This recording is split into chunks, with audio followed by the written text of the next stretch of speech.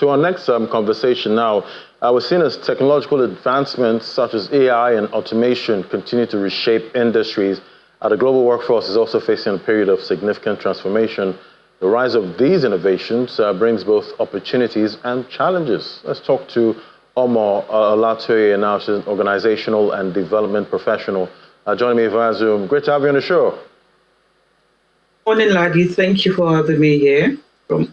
I think it's afternoon in Nigeria. Good afternoon. Yes, it's the afternoon right here in Nigeria. But, talk to me about, technological advancements we're seeing these days, with artificial intelligence, automation. What impact are you seeing on the global workforce? Thank you, Ladi. I think that's a $1 million question that has always been on the table for all executives. How is AI impacting the workforce? The question is not really how AI is impacting, because we already know AI is coming. It's always been in the news. McKinsey has brought this up as far back as 2018, just before the COVID. There's just been so many talks around it that's going to come with 60% possible job eradication and all of that. So now the question is, how much are we ready for it? Because it is here.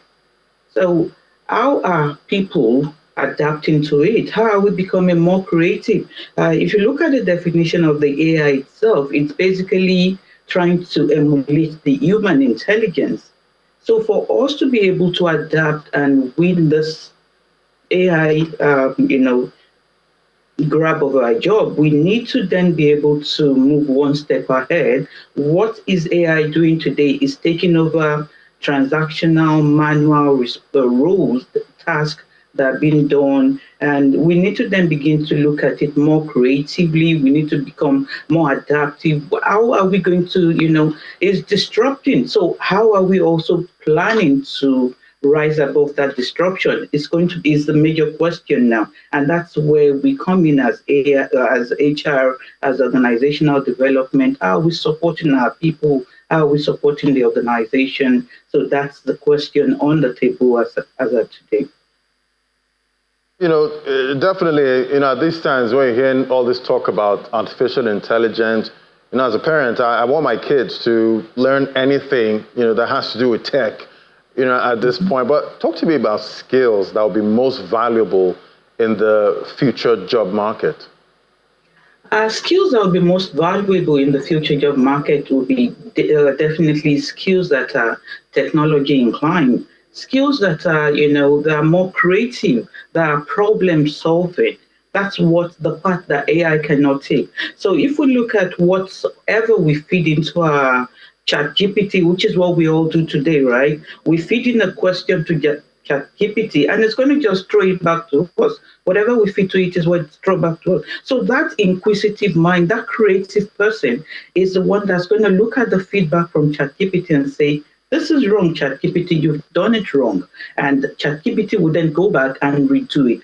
ChatGPT doing that work is based on somebody at the background who is technologically inclined, that's feeding ChatGPT with all the information that's going to throw back to you. So the question, how am I preparing my children to it, is we need to move our children from the age of telling them what to do. We need them to be more inquisitive. We need the kids to be more creative, trying to look for problems that they are going to solve. It's gone beyond trying to tell them what to do. They have to be prepared for it. And as leaders, we need to support institutions, training organizations with technological support on how to prepare the children for the future, and also how to reskill the people we have today on how to manage this technology.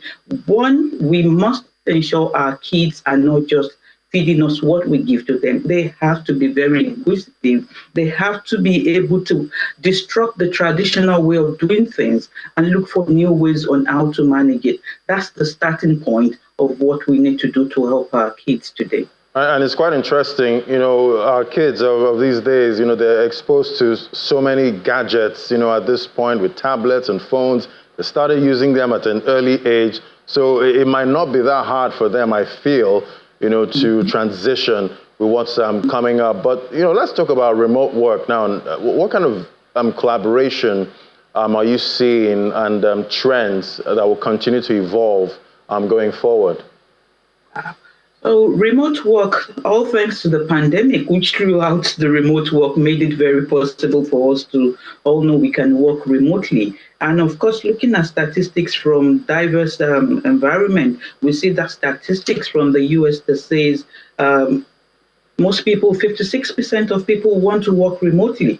A few of them want to have that hybrid. So how do we support it? Do we have that technological aspect of it in Nigeria to enable our people to work remotely, especially in this day where transportation cost is really high? So how are we going to manage that remote work? In terms of remote work, we need to begin to look at more of our we already have the Zoom that we're using today. We have the likes of Slack that we use. For project management, we have Microsoft Project Platform, diverse areas that support working remotely.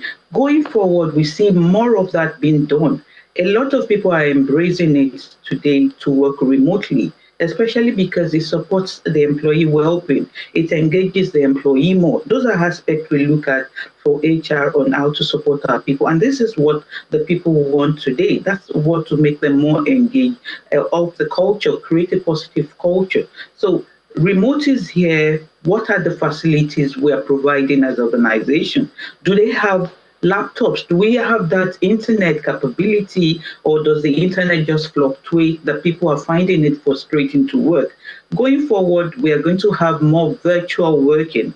It has come to stay, and as an organization, we need to prepare that enabling environment for people to work from home. It's going to be one of the comprehensive conversation for people on how we can better support them. Remote work has come to stay. People are embracing it. Statistics are supporting it. The World Fund also supports it to say by the year 2030, we are going to have just about 45% of open workspace. So there's so much going to go on in the future of work. There's going to be more remote, more virtual work, and that does not reduce the productivity of employees. It's for us to, as we give them the resources to work remotely, we also need to come up with how to measure their productivity to support organization as well. Right, definitely. So much to do, to keep this industry growing. But looking at Nigerian workers now, how do you think they can develop skills to remain relevant in this rapidly changing job market? Yeah. In terms of the employees, the first thing will be, as much as we also said for children, the employees also have to be adaptive. That's the first thing. You need to learn to be adaptive. And innovation has come to stay. It has always been, from the days of moving from mechanical to, doing things with machines and all. Now what we're looking at is technology, which is moving at a very disruptive, advanced speed compared to what we've always known. So for employees to remain relevant in the organization, they need to begin to look at it more they need to begin to be more adaptive. They need to be more creative. They need to look at it while I might be an auditor today. Is there a better way to do my auditing? What else do I need to learn? There's Canvas. How do I make my work more easy? Marketing is no longer what it used to be. We have digital marketing.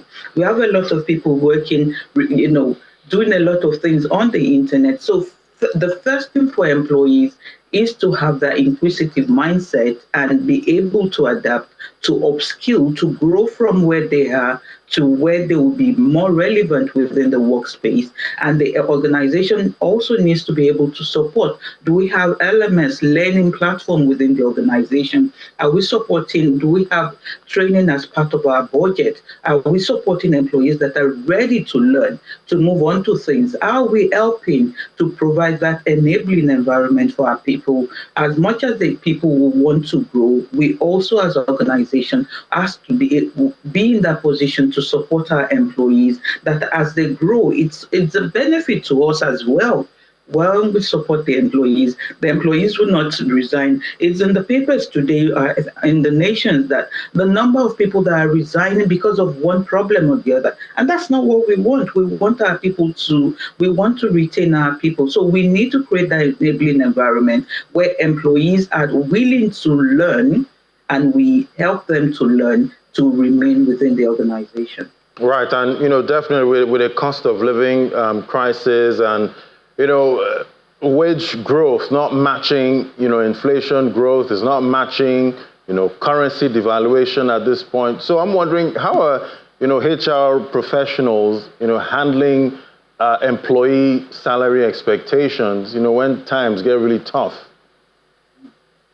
I quite agree with you. The cost of living is more of a crisis today, more than ever before, with today's statistics reporting that we have 33.9% of inflation, and employee salary being grouped by a whooping almost 40% on transportation, all thanks to the recent increase in fuel cost. And so all of that are concerning for employees, and it's also impacting them. So how HR is supporting will be in terms of, we're beginning to get to that stage where we look at it that salary is not just about the take home. There are other areas that we're looking at in terms of how to support the employee. It's becoming more of an holistic approach to compensation, which in terms of we're looking at other benefits. Remote work, we've talked about remote work, which will reduce the time employee spends on the road. The Vanguard reported within the week that an employee spends about 45% in traffic. Lagos, an average person spends about 45% of their work life in traffic. So we need to be also at that position that we embrace remote work. We do more of virtual to help an employee ease out that cost of transportation on their compensation, and also get to that stage where we are also looking at employee well-being. We're looking at how to support them, because a lot of people are bottling so much in that it is time we also look at their welfare. How can we support them welfare? As part of the holistic approach, it's also time to begin to look at the deferred benefit. We should move beyond what the government is planning for pension.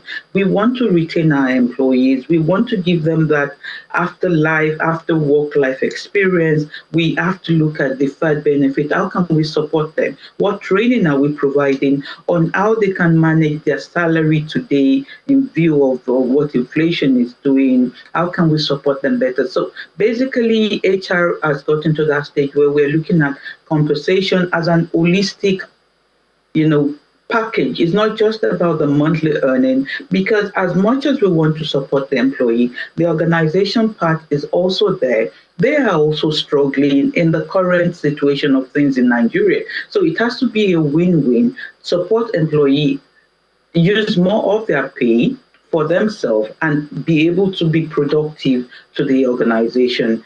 That's what we're looking at today, an holistic approach to salary. All right.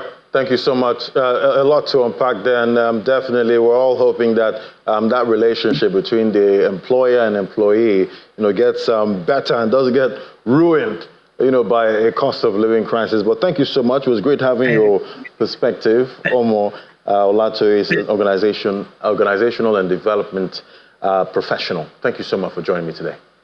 Thank you, Ladi.